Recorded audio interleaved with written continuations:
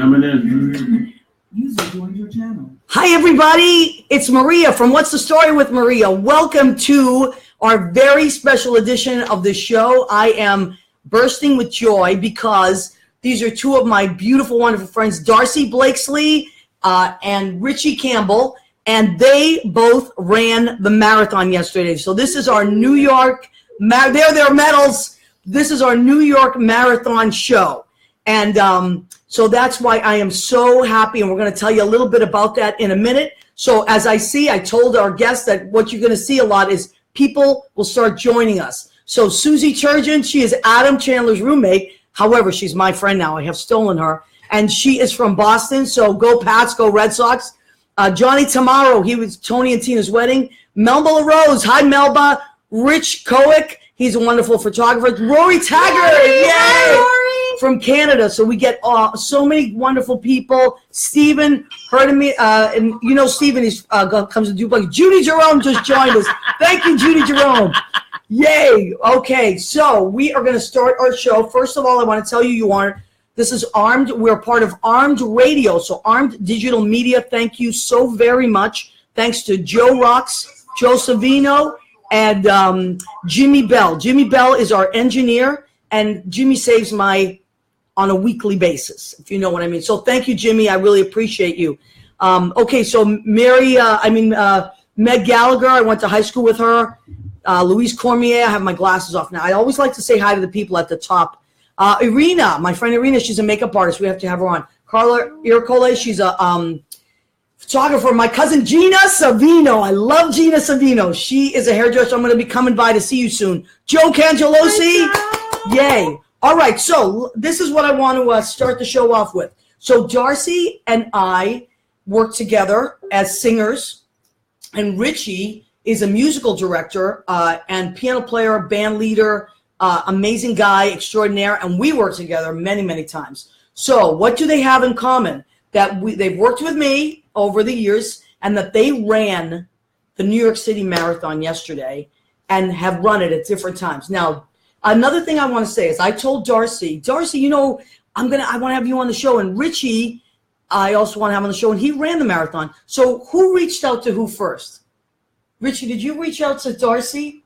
I don't know. One of you connected with the other. Okay. So you had Rich had posted, or someone, I don't remember, but I said, hey, I posted in the comments, hey, I'm running too, have a great race or something like that. And then Rich was so nice. He messaged me. See? Do you have any questions? I was like, oh my gosh, that's so sweet. What's your advice? And so we connected. Runners sticking together. I like that. Yeah. Okay, so Darcy, you finished the race, which is amazing because a lot of people don't finish the race, and we've talked about that. That would be my biggest fear, not finishing the race, right? So that was your first race yesterday? That was my very first marathon ever. Yeah. Yay! First marathon. Oh my God, I've never run a marathon in my life. I ran for the Bucks yesterday. I don't know why you did it. And Richie, this is what number was it for you?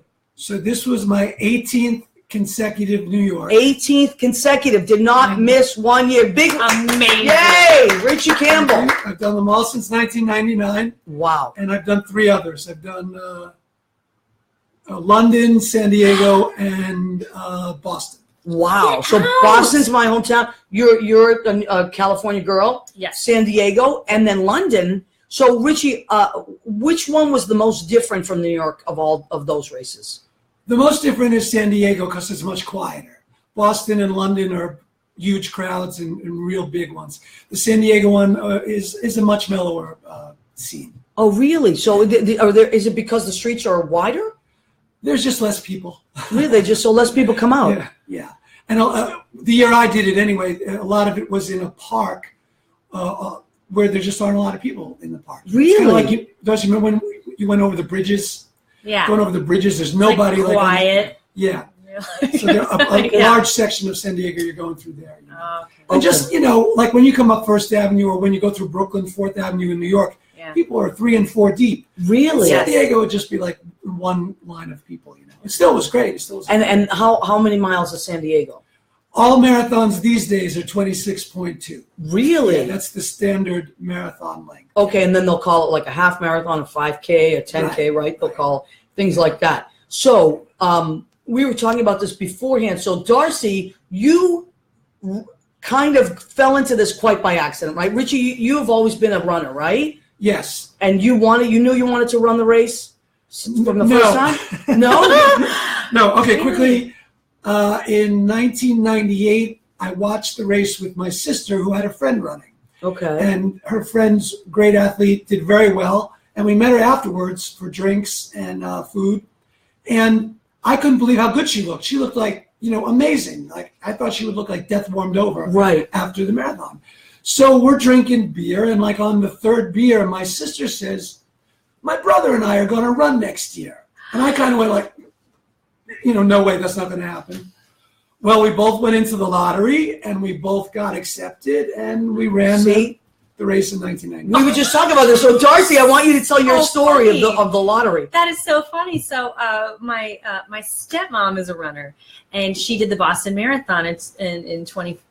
She did it last year, 2016 Boston Marathon. Anyway. Oh, there's Michael Dion just said hi. Hold on. We want to say hello to Michael Dion. Hi, Michael Dion. Hi, Michael Dion. And Eddie Kutu, my friend from high school. Hi, Eddie Kutu. So go ahead. Yeah, so we all went out to cheer her on because it's a big, exciting marathon, and I love traveling to the East Coast. So I made it a vacation. We cheered her on. I came out here to visit.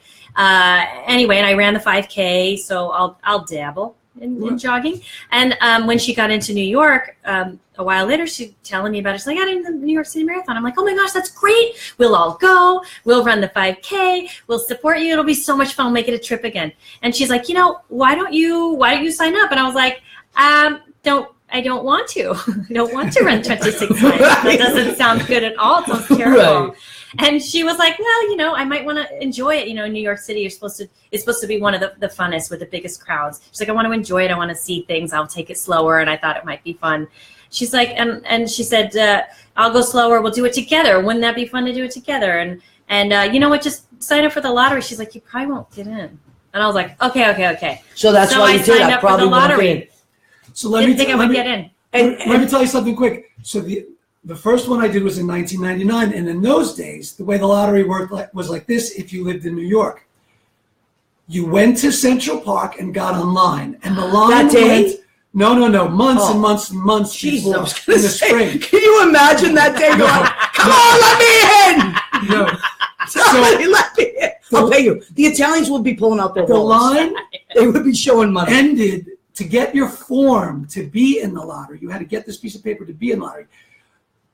You got it at Tavern on the Green, which is at 65th Street. Right. The line went up to 110th Street, all the way up Central Park West. 50 blocks. So you had to get on that line, and walk 2.5 miles. That's like doing a marathon right there. Wow. And yeah. You would go on the line, and then you'd get it. It would be on a Sunday.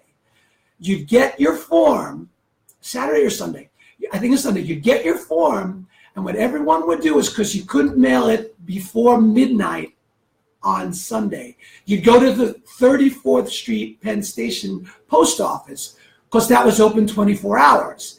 And you would mail it at 12:01. So it would be the first one at the New York Roadrunners if you wanted to be in the race. Oh, my God. Let me just interrupt for once. See, that stuff like that I would never know. So Joe Savino just joined us. Hi, Joe. Now, Gina, my cousin Gina said, hi, Rizzo. And you know what? Thank you, Gina, for acknowledging Rizzo. And then Joe has to bust him by saying, Rizzo doesn't talk. Well, you know what?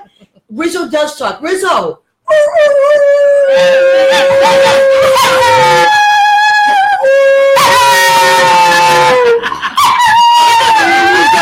That is, say, Rizzo, say hi, Gina. Say hi, Gina. Thank you. That was for you, Gina. Thank you, Joe. That's me proving you wrong. Okay. I just have to say, like, the hearts that went across the screen on Facebook when Rizzo got Rizzo is very popular. Thank you. And I had to just interrupt. I'm sorry, because he said Rizzo doesn't talk. There you go, Gina. Yes, she does. And she's a she. She's named Rizzo after Betty Rizzo of Greece. She's more like a Frenchie. She's really doesn't have that Rizzo kind of mentality. She is. She's sweet. She's unassuming. She doesn't want to hurt anybody's feelings. Rizzo's a little bit of I'm more like a Rizzo. So love it. Anyway, so Darcy, you did it. You finished. I did it. You finished. Woo! Oh my God. So let's show off our medals. Darcy, let me see your medal. Oh my God, put that really close to, oh my God, that is gorgeous. Thank you. Look at that. And you had it engraved today, right? I had it engraved. Yeah, you could. So where do you go to get that engraved? There you go, everybody. Oh my God, that is really something. Darcy Blakesley, there it is. And Richie Campbell, let me see your medal. Mine's not engraved yet, but when do you go? And where do you go? I get it. I usually go to a place on 100th Street. I know this jeweler. He takes care of me. And they come in. Richie Campbell comes in every time after he does a thing, and I take care of him. I got a guy. Right? Does he sound like that? We're in your great. No, they're actually of Asian heritage. So all right. like that. Oh, I love it. That at all. But, I have like the Big Dipper going around me here. Yes, you do. You see, I know. You know what? People make fun of me because I have Christmas. Those aren't my Christmas lights. Those are I just like lights. Just mood lighting. I'm one of those, and I actually have lights all in my apartment. I don't have them on, but I like strings of lights. I'm just one of those people. So you're like the Madonna there. You have like, really nice. Oh, I love that. The Catholics, doesn't he look like the Madonna right there in church? Everybody go to church. So anyway, let's check in with some more of our friends because they always check in with us. Douglas Colley is here, and he's up he might be in New Hampshire now. Douglas was a duplex guy. Cindy Nathan, my friend Cindy, has joined us. So yay, Cindy, because I've been sharing it on a page afterwards. She was taking a class. So now Steve Gorin has, he's a movie star. You know Steve, he's Terry Ross's husband. They finally got married.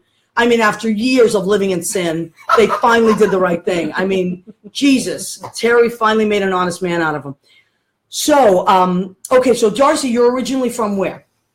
Southern California. Southern California. I am a Southern California girl. I lived all over in anywhere from between San Diego and San Francisco. I've lived in many different your whole life, so, right? Yep. Except for the 6 years I lived here in New York City. Okay, so what brought you to New York City? I was doing a play. The brilliant playwright and one of my dearest friends, Christina Leach, wrote a play.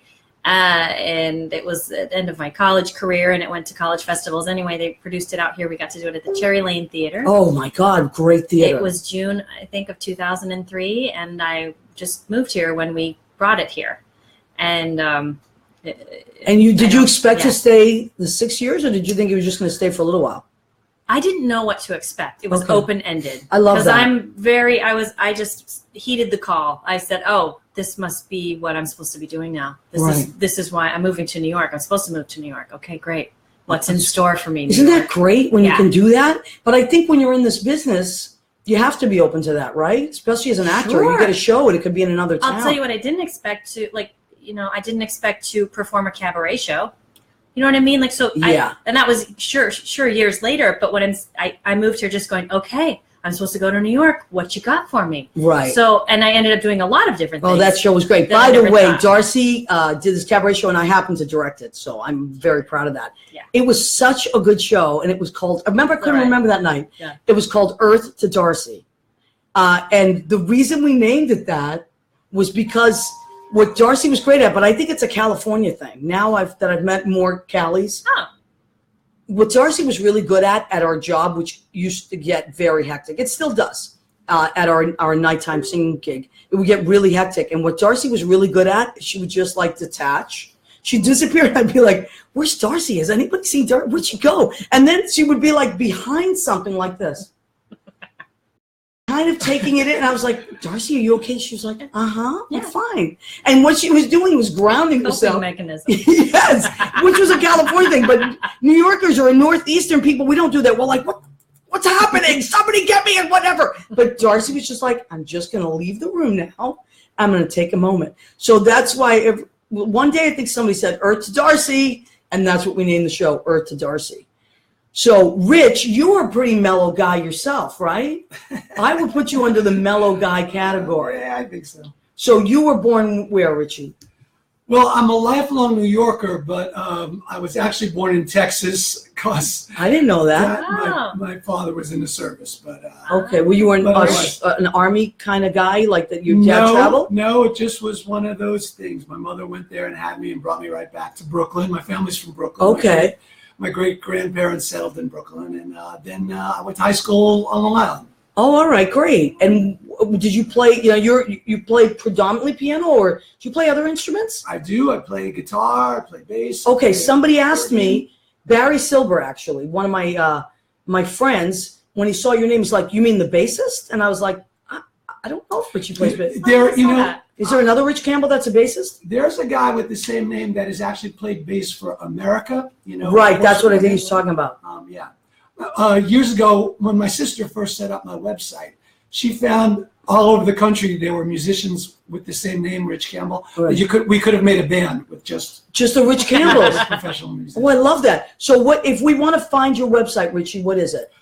Thank you. Yeah. www.richcampbell.us. Oh, okay. .us. So just think of us. There it is. Think of us. Think of us, and that's .us. So Rich Campbell. So I know you as predominantly playing the piano, which I would put you under the blues category. Yeah. Right? You're a blues guy.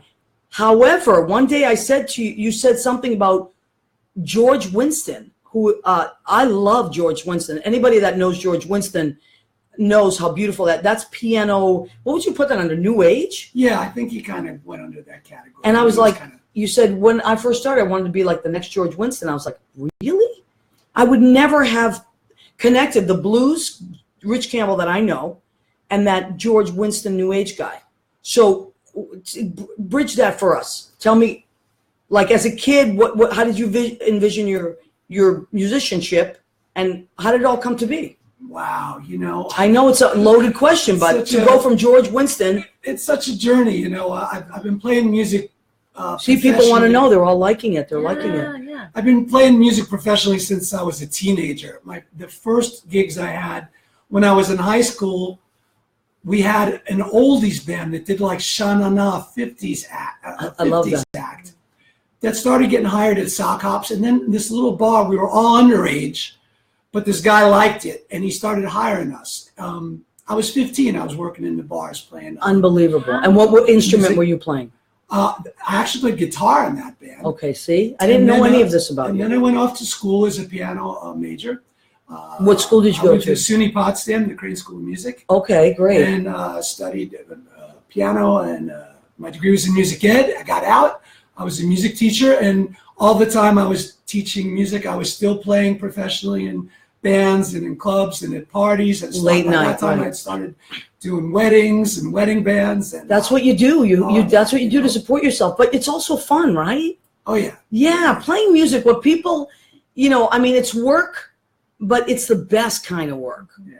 Like, have you ever been bored when you're up on stage and just like, I really want to be doing this? Ever? Never. No, then then it's time to think about doing something else. Right. You have to transition into different things. But some gigs can get a little wearing on you. But of course, guys that play Cats for 13 years. Right, in the pit, like Broadway shows. That's true. A lot of musicians will leave a gig after years, and someone will say, "Why would you leave a union gig? That was such a great gig." Because you're right. You get tired of playing the same old thing over and see. Look at all the likes, but people are identifying with that. But musicians and professional musicians know that they have to make it new each night. That's the way it works. They just have to bring their joy of music and creativity to it. Yeah, absolutely. But it's such a wonderful. Look, you know what? We've talked about this before. As a musician, you may not get rich in a lifetime, but you will always want to go to work. It's just like the most unbelievable feeling. And if you get rich, good for you. Yeah. We have Rich. He's right here. So, Darcy, do you feel like, so I've known you as a singer, and I know you're an actress. I don't know you as much as an actress. I know you more as a singer. Yeah. But now you're doing voiceovers, right? Yes. So tell me about, go ahead. Tell me, that's not easy to do. No, I know. A friend of mine, I was working in a restaurant, and a friend of mine said he was the sound engineer at this studio, and he's like, you should come audit a class. They do these animation voiceover classes. And I was like, okay, come audit. That sounds fun. And it was at the Voiceover Connection in Burbank, and I thought, I went and audited it, and I thought it looked like a blast, so I signed up for a class. And it just grew from there, and I learned all about the voiceover business. I got behind the booth and practiced. I worked on all different kinds of copy, worked with some different teachers, learned. That really helps, I find, right? Oh, yeah. Oh, my God. Because you think it's so easy, but it's not. No. It's not. You can't just do it. Do you, before you go into a voiceover audition, are you one of these people that takes copy? Copy, by the way, if you don't know what that is the paper that you will get that will have words on it, what you have to read and audition with. So it's called copy. So are you someone that takes copy and dissects it line for line? Because sometimes I'll go and pick up copy at an audition, and someone else has put their marks on it and beats, and I'll tend to do that too. Do you do that? It honestly depends on what I right now I do mostly or all commercial voiceover. So it kind of depends what they're looking for and what the product is and who my audience is. And so if it's like, so do you determine who your audience is in your head before you do it? Or do they tell you? I think the audience, when I say the audience is who are they looking to sell this product to? Right. And if it's a long copy, I'll want to make a few marks on it. Normally I do it mentally though. Okay, I think that's braver. I know, right? No, I should. At home, I mark it up. At home, I mark it up. At home, it's 3 lines. I highlight my lines at home. Good for you. No, but I mark why it not? Up. Yeah. You know what?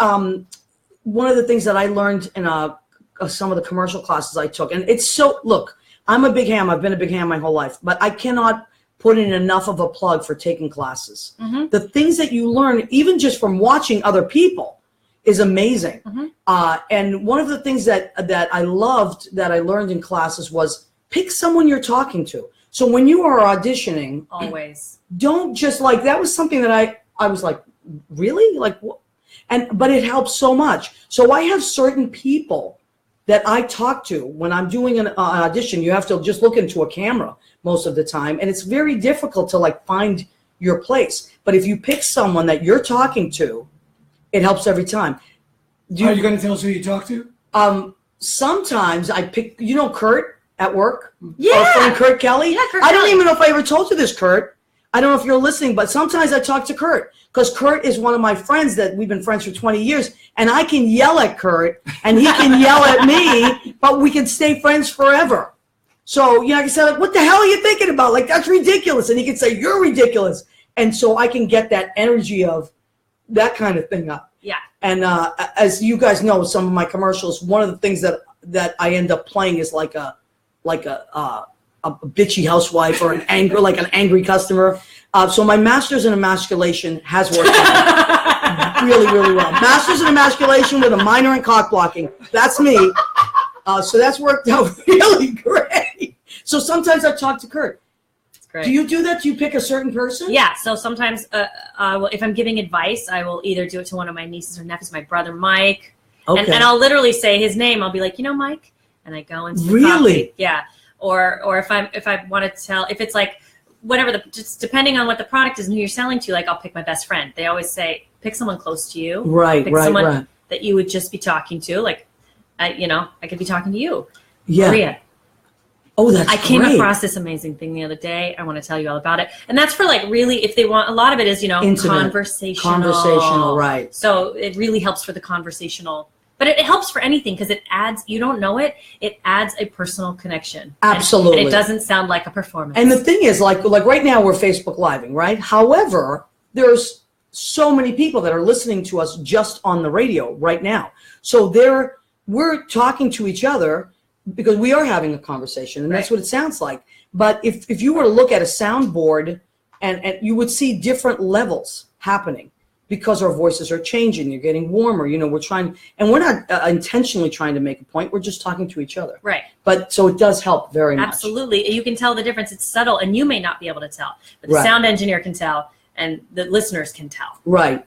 And it's also, sometimes you like even pets, right? Like sometimes I'll see a dog in my neighborhood and someone is speaking to it in Spanish, and I think, wow, that dog speaks Spanish, or that dog speaks English or Italian. My mother used to talk to it was Italian. But what the dog is hearing is a tone. It's an inflection. Right. It feels fear or warmth or love or so it's things like that. Same thing with voices. It's the same thing, yeah. And that's very early on. You learn that in acting classes too. Yeah, you know that. Yeah, another thing that I don't know if you do, because you do character voices too. You ever asked to do that? Not professionally, no. But it's in classes and stuff that I'm working towards. Okay. Yeah. One of the things that I learned is a trick sometimes. Like if people will ask me for, give me 3 different reads on this. Oh, They do that, right? Yes. One of the tricks for me is I do different characters. Mm-hmm. So I will pick like someone that I know from way back. I won't say her name, but she talks like this, and sometimes she sounds like that. I know who it is. So right, so we don't have to say, but and so I would just go Really into that good. voice if I'm going to do Yes. I had an audition for something that needed to sound like The Simpsons. So it was an Allstate commercial, but it was a Simpson character, and she was an Allstate agent. So Perfect. I chose that voice. Perfect. And it just is like, it's crazy how just doing an impression of somebody Yes. it's, if I have to be stern, I pick my friend Rose Keogh. She was the wardrobe person at Tony and Tina's wedding. She always would say to me, Maria, quickly and quietly. She always had a way of like snapping me in, so it's like, it's amazing how you can pick someone, right? Yes. So now, Richie, I want to go back to you. Now, one of the other things that I want to talk about is, so we are creative people. We just talked about some of the stuff we do. Now, the day-to-day life, right? So look at all the hearts that people are sending us. Thank you, everybody. Let's check in for a second. Then I want to talk to Richie about his romantic life. So Michael Dion, Kristen Leach. Hi, everybody. Christina Leach. Yeah, she's the reason I moved here in the first place. What? So tell us about that. She's the playwright of the play. Oh, my God. I love Rizzo so much. She loves Rizzo. She likes the doggies. Yes. Oh, Thank you, Christina. I hope you'll be my Facebook friend. Maybe we can friend each other. I want to take your friend now too. Take her. You can have some of my friends too. We just like trade friends. Yeah. Okay. So, Richie, Billy Malcolm. Billy Malcolm is a web designer, and one of my buddies who I adore. He's so handsome. Billy Malcolm. If you need a website, go to my website, mariagentili.com, and look under Webmaster. Webmaster is Billy Malcolm. He is my webmaster guy. I love him, and he does beautiful work. Which reminds me, we have to talk because we have to link this. What's the story with Maria to it? Okay, Richie. So first of all, you have a beautiful wife. We love Jackie. You have to meet Jackie. Who's a playwright? And a screenwriter. And she writes for television, right, as well? And Darcy, what did you say when I told you that? About her being a TV writer? Oh, a female writing for TV is like, there's a very low percentage of women in the writers' rooms in writing and for entertainment, TV and film. So that's amazing. I'm very impressed, and I would love to hear all about her experience doing it and everything about it, how she got into it, what it's like. I'm like, that's awesome. It's impressive, right? So, and she's cool as a cucumber too, isn't she, Richie? You guys are both cool as cucumbers. who loses their temper first? I don't think Jackie would say that, but she handles it well. Yeah, Jackie's great. So what is she working on right now? She's on The Good Fight, the sequel to The Good Wife on whatever it's on, cable. How cool is that? On that, I go to Greenpoint every day and knock it out. I remember a couple of years back, I was in Boston visiting my nieces, and then you were on an episode of Law and Order. Was it Law and Order? Yeah, Law and Order Criminal Intent. And Jackie was writing for that show at the time, right? She was writing for the show, so there was I love this. That show happened to be Joan Jett got killed on that show. Oh my God! So it was a rock and roll episode, right? Joan Jett was murdered. She was a talk show host, and then among the suspects were this singer, so they needed a background band. So I got Jackie put my name in. I got hired, got a friend of mine in, and we were the band on that episode. And my sister kind of fell in love with you. Jackie, don't be mad, but my sister watched that show and she was like, oh my God, he's so cute. So my sister's married, and so it's not a big deal. But she did have such a crush on you, Richie. For many years, she would ask me about you. So, and Richie. Well, hi, sister. And you're a rock and roll guy, but don't people always say, hey, you look like. Yes, I get it often. I get the old Aerosmith a lot. Right. So he does kind of look like Stephen, but much better looking. I have to say. I'm taller. Is that what it is? Yeah, much better looking. So he's our Steven Tyler lookalike. It's fine because I think he's really talented. So. Yeah, he is. Oh, we love. Are you kidding me? Awesome. So how did you guys meet? My wife and I. Yes. No, you and I. We know how we met. We never slept together. Jackie, the dive bar on the Upper West Side. Really? And you knew that you were both creative people. You felt that. Found that out. And do you find that works better than being with a person that's not in the creative business, or do you find that sometimes that's difficult? Or No, I think it's good. I think we both understand. I think it helps. And you're married, right? Yeah, we got married about 5 years ago. Yeah. Okay, great.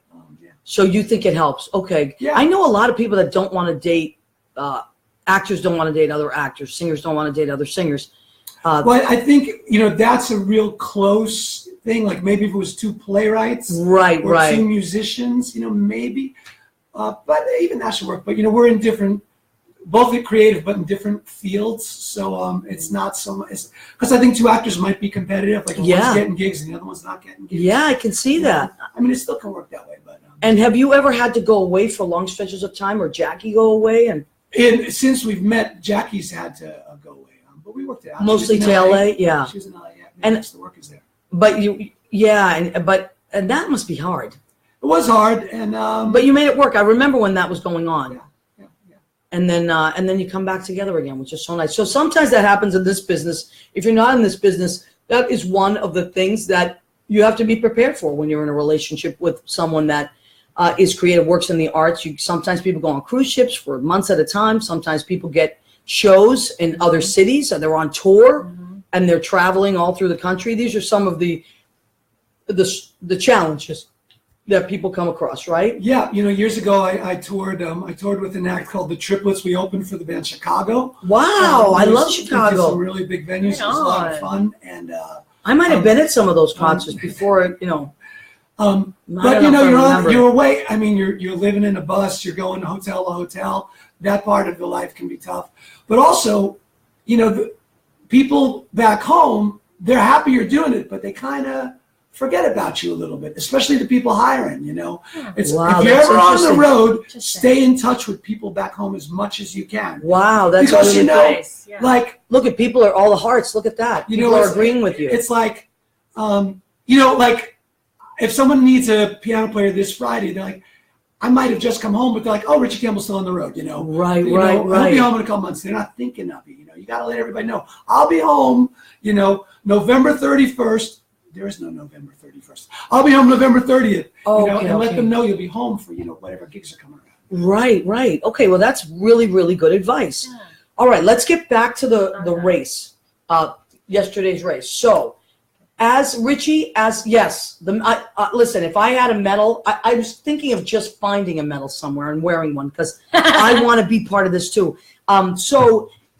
Oh, thank you. Oh, wow. I didn't earn this, but thank you, Richie, just for letting me wear it. That's to inspire you so you'll run it next year. I'm never going to be running this race. Let me tell you something. As a kid, I was a runner for sure. I mean, I was very athletic as a kid, but over the years, not so much. I ran for the bus today. I did. And I made it. Well, there's your medal. You know what I'm really good at? Getting the bus to stop. Like, what the hell are you doing? I'm good at yelling. I ran for the train today, I made it. and it hurt a lot. Oh, yes. I can't imagine. Like Darcy yesterday. I don't want to take your medal. No. Darcy, so tell me, I want to know, it was your first race. Yes. What you told me that Brooklyn was the greatest part of it, right? Greatest. And why? Because I lived there, so I had a personal connection to certain areas of it. And I loved it. I loved living there. And it was the biggest crowds because that was, earlier on. So, but there was a band playing on every few, what is it? Every couple of blocks or a couple of miles or something. Really? There's bands all over, and then tons of people with signs and kids, like parents have their kids out there and the kids got their hands out. Oh, and no, and they high-five you? The whole way. Oh, and that would be beautiful. Offering you oranges and handing out gum. People with packs of gum if you want gum and do you take stuff? Do you take stuff along the way? Or do they also run alongside you with little water cups and stuff? No, there are water stations so frequent on the Now, course. Do you stop or do you just grab something and keep running? I've never done this. I don't know. A couple times I stopped. A couple times I just kept going, and you could just take a little sip and toss it, or you can stop and take a minute. And you have a lot of stuff on you. Like I didn't know this before I started training, but you can take things like gels and cubes, which are just like little, I don't know what you call them, but they're like sugar packets, but they also have good things for you. A little caffeine helps. And they have, really? Yeah. And they're just little shots of them? Yeah. Wow. Basically, yeah. And How cool. So you kind of load up with that kind of stuff. I had like this little belt on. Wow, you were locked and loaded. I was locked and loaded. I like that. All Is that 50,000 true? people are. Yeah. Yes. Wow. Except for the elites. The elites have it on. What does that mean, the elite? Those really, really fast people. Oh, okay. They're called the elites. The Yes. elites. Yeah. All right. So, Richie, Yeah. you were telling me that the female winner was from Massachusetts? Yeah. Shalane Flanagan. Oh, my She's God. the first Awesome. American. Now, that's an Irish name if I ever heard one. Right. Shalane. Flanagan. She's the first American woman to win in 40 years. Yeah, it was really very special year. Wow, that is really cool. So Joe rocks. We had a Boston girl there winning the marathon yesterday. That's really, really cool. And you know what, Darcy, I want to ask you. You said that was you loved Brooklyn. What was the most difficult? What was there ever a part where you're like, I just want to stop doing it. I don't want to do this anymore? No, there was never a part where I just wanted to stop because Really? it never dawned on me that I wouldn't finish. Oh, good for you. I didn't know how I was going to finish. Oh, so that's that interesting. was a weird space to be in. I was certainly not going to stop. I was going to finish. How that was going to happen, I had no clue. Okay. It was really, really weird. So I think those times was really helpful to have my stepmom with me.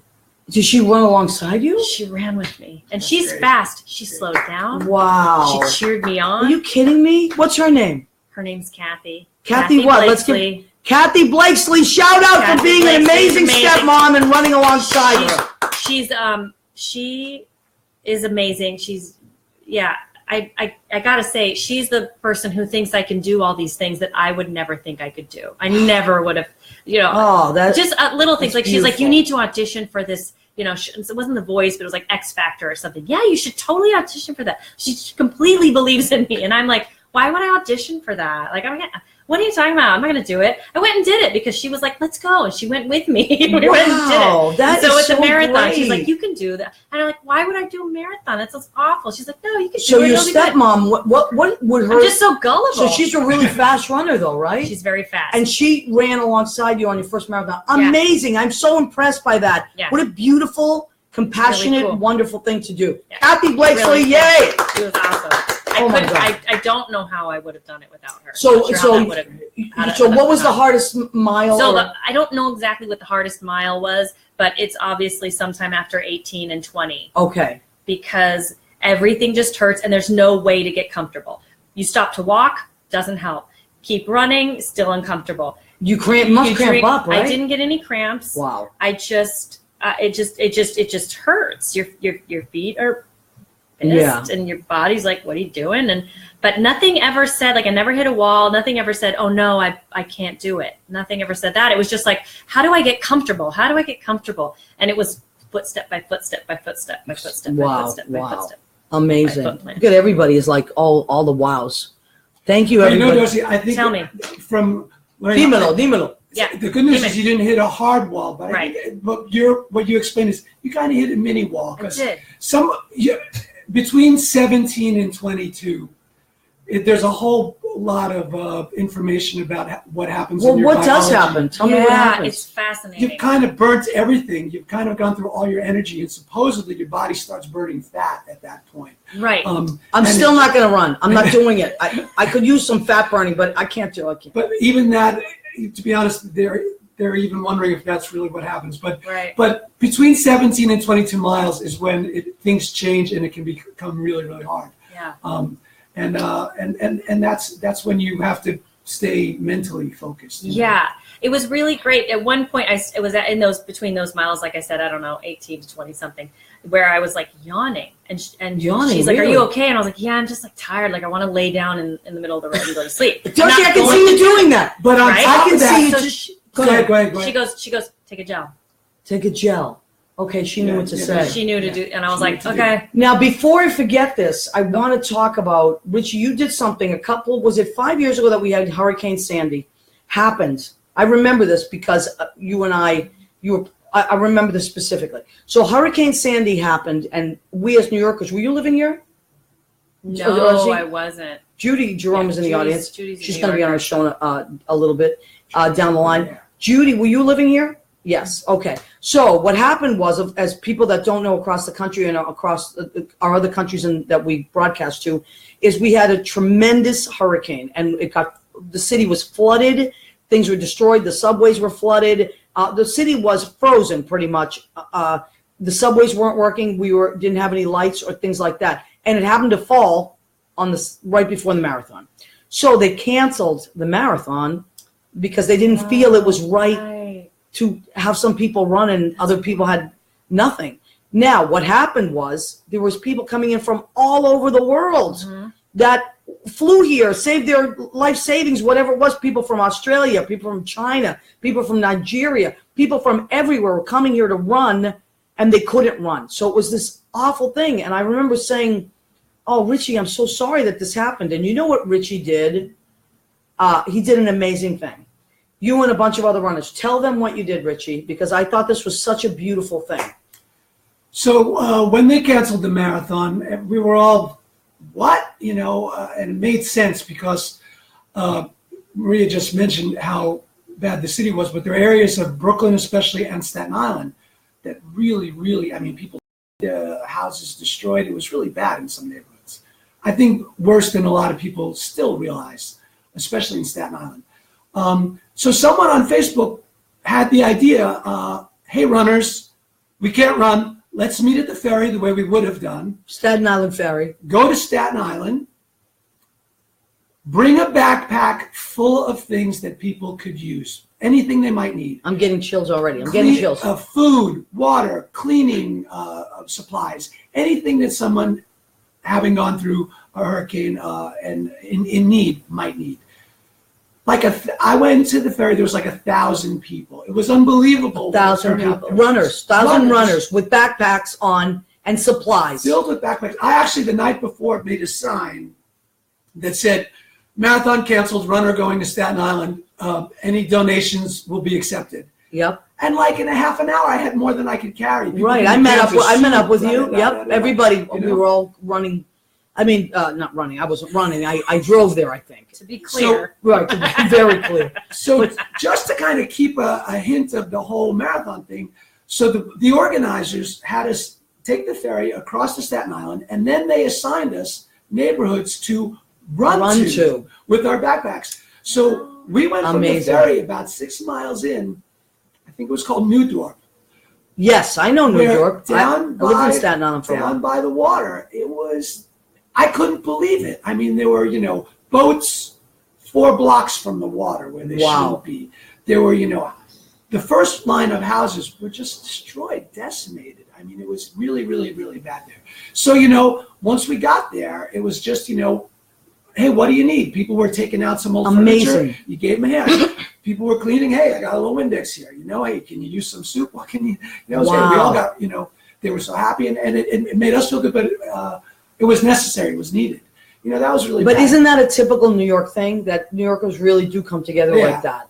But these were people from all over the world that came and they decided, you know what? I'm here. I spent the money.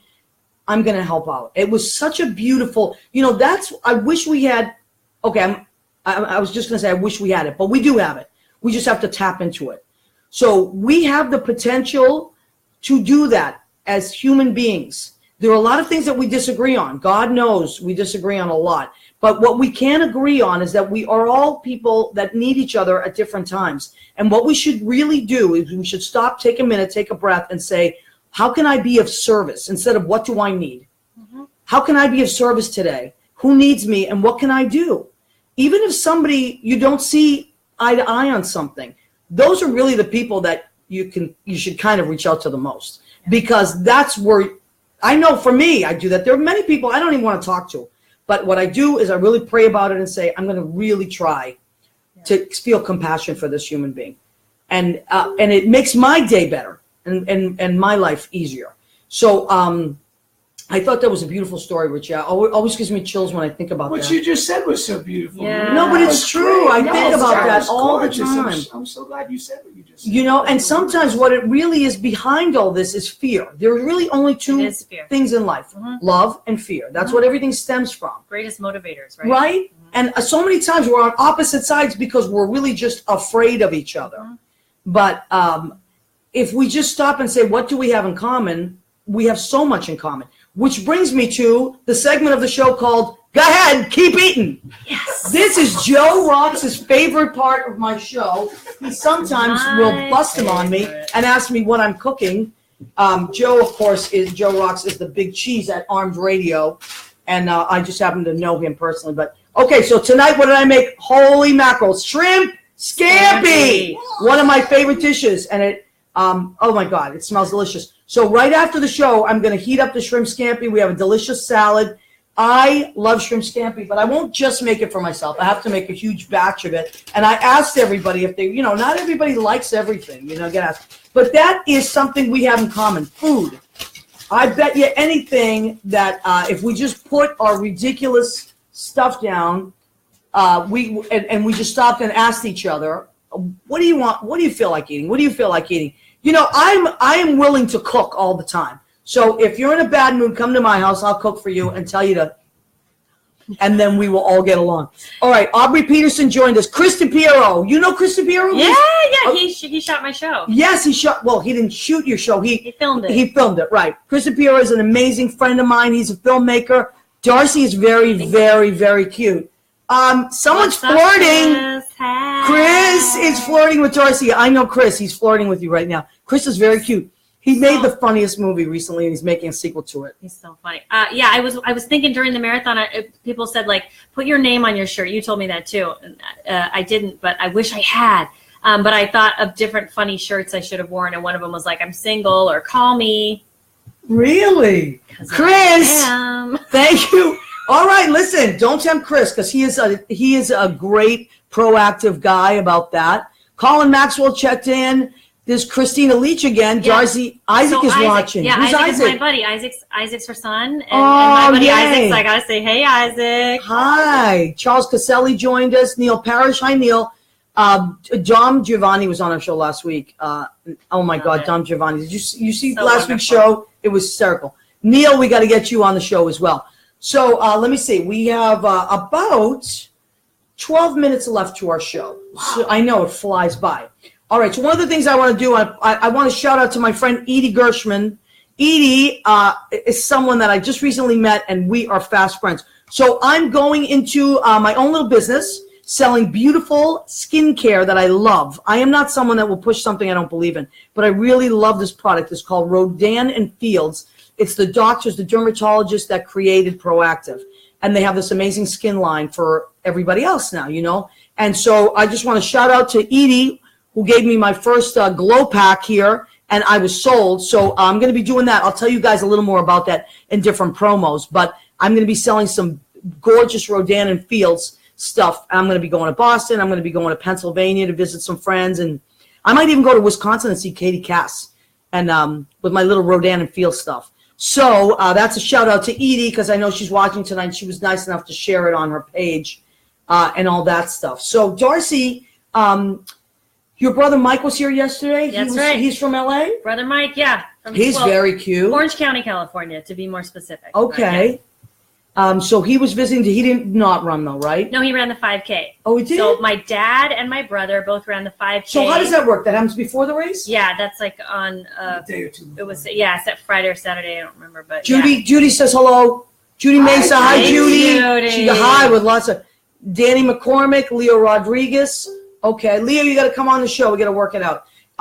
So they run the 5K first. Yeah. Your dad and your brother. And my brother ran that. And then your stepmother and you. Oh, that's wonderful. Yeah, it's pretty cool. And you guys had pasta on Friday, right? Yeah, we had pasta at one of your favorite restaurants, and it was great. It was my stepmom's birthday, so it's her birthday.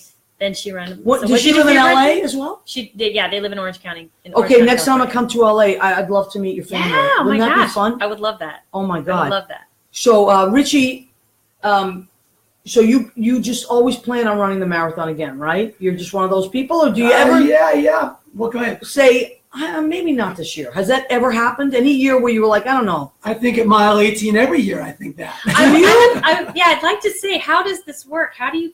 Yeah. What do you think? Well, Darcy, now because I'm curious. You did one, and would you want to do one again? Right today, a couple days later, you're like, definitely never again. Or are you, what, I might think about it. I'm thinking about it. Okay, great. I can tell you why, but I kind of want to hear what. Richie, tell me, why? Well, I'm friendly with some runners that are extraordinary. I know a man in his 70s who's run over 100 marathons. What? Yeah. I was invited because I've done the last 18 to this event at Tavern on the Green on Friday before the marathon. And I happened to sit next to a gentleman who ran Sunday. It was his 72nd birthday, and it was his 44th New York City marathon. Unbelievable. So just when you think, oh yeah, I've done a whole bunch, forget it. I'm not even close. I'm not even close to some of these folks. So isn't that amazing? And I'll run as long as I can do it, and feel fit enough to do it, You know what? That was my mother's favorite saying. She used to say, with an accent, of course, "As long as I can do, I do." That's what she lived her life. Absolutely. I'm like, oh wow, my legs are allowing me to do this. Like during training, I gotta say, training is one of the biggest gifts. Training for this was a really interesting experience and wonderful experience. Training your brain, training your body, finding out things that you never knew, and so. What was your longest run, Darcy, in training? 20 miles. See that? So is that crazy. how it goes? Waking up in the morning and then running 20 miles. It's crazy. Yeah, it is crazy. It's crazy. Well, 20 miles is from here down to the village and then back. Yeah. That's a lot. I mean, that's 20 miles. I mean, I can't imagine, But it's beautiful. You run all along the Hudson. I know. No, it's true. I mean, I love running here. Listen, I ride a motorcycle. I love, to me, it's not like running, but I mean, I love that peaceful, you're by yourself. It's very spiritual. And you just, you're in your own head and you're just free. And I can imagine that running feels like that, right? There's a freedom to it and a spirituality to it that you can't share with anybody else, really. Where did you run mostly in your training? Along the beach, in a park? In a park. And then some treadmill because we had really hot weather in Southern California this summer. Oh, that's right. Summer training was tough. That's right. I'm working nights and then having to get up super early before it gets too hot. But sometimes I don't make it early enough, and so of course. So some treadmill, which was tricky. I had to learn how to make myself stay on a treadmill. Yeah, that must be boring, an hour right? and a half. It's really boring. And one time I watched your show, Maria. You did? Yeah, I had on the treadmill. The episode. Yeah, it was a long run, and you had Greg Schlotthauer and Michael Woolley on. Schlotthauer. Yes, and I had it up watching it, and I was laughing out loud. I'm on the treadmill laughing so loud because I don't care. I loved it because I felt like I was there with you guys because I knew you all. It was just so great. It was the LA show, Darcy. That's right. You popped in. I love that. So great. Michael Woolley and Greg Schlotthauer. Yeah. Greg is so great. Now, speaking of crazy miles, Greg Schlotthauer will ride his bike for 20 miles. Like, he rides to Connecticut. How far is Connecticut from here? I mean, that's ridiculous. Yeah, he lived in LA without a car, and no one does that. No one does that. That is not what you do. Yeah, I guess not, he rode right? everywhere. That's why he's so fit. Yeah, and he saw a lot of LA that I'll never see, we'll never see, being that close to everything, being on a bike because we're in cars. All right, so I want to take this time to tell you about the show and the radio station and how you can check in every week. Okay, so of course, my name's Maria Gentile, and of course you can. I have a public Facebook page, so you can friend me or just come and see me and check this out. Facebook Live every week. However, armeddigitalmedia.com is how you can plug in on your computer and listen to the show live, which is great because you can always go back to the Facebook live thing, which we save this video. You can watch it later, but it's really cool if you listen to it also live. That's really cool. And armeddigitalmedia.com. And now let's say I love podcasts. I'm a big fan of podcasts, as I know you are too. Gosh, huge. Richie, you listen to podcasts? Not so much, but Jackie does. My wife is a podcast fan. All right. So there's this wonderful podcast house called Spreaker. Spreaker.com, and it houses all these amazing podcasts. Go to Spreaker.com, type in Armed Radio, which is the radio station that we come through, and then type in What's the Story with Maria. And you can try to just put What's the Story, but sometimes it doesn't always come up. Once you find What's the Story with Maria, then you just put it under favorites. Please do. We have 16 shows archived, and this will be episode 17. So 17 is a good number. And you can usually listen to it about 12 hours afterwards. And I want to thank Jimmy Bell. Jimmy Bell is our engineer, produces the show. Thank you, Jimmy. Thank you, Jimmy. He's in New Hampshire, and he's the guy that puts all this stuff, condenses it all, and then is running like all these crazy shows, one after another after another. Thank you, Jimmy. and then puts it on Spreaker. And I always so appreciate you. So thank you, Jimmy Bell. Thank you, Joe Rocks from Night Talk with Joe Rocks. That's a really funny show on Thursday nights. Joe Rocks is the man, because I'm sick of being the man, Joe, personally. So please be the man this week. So we want to shout out to those guys. And if you please come and support us. I started a Facebook page for What's the Story with Maria. So if you want to like the page, that would be wonderful. And I'll send you all kinds of stuff. So, Darcy, what are you working on now that you want to tell people about? We got about 2 minutes left. What's something that... Okay, so you know what? We're off the air. However, that was it. But wait, we're still on Facebook Live. So tell people what you're working on right now, and then we'll... What's something that we should look for? Still right. You got to wrap it up, though. Oh, all right, okay, Jimmy. Well, thank you so much. I'm just doing my thing, and I'm working on loving all my friends and family. All right, so Jimmy, thank you so much. Richie Campbell is here. Thank you, Judy Jerome in the studio audience. Judy's going to be on with two of her amazing writer friends, and they're working on a show, and it's great. I saw their sizzler for it. So thank you, Jimmy. Thank you, everybody in our ARM Radio family, and we will see you next week. Love ya.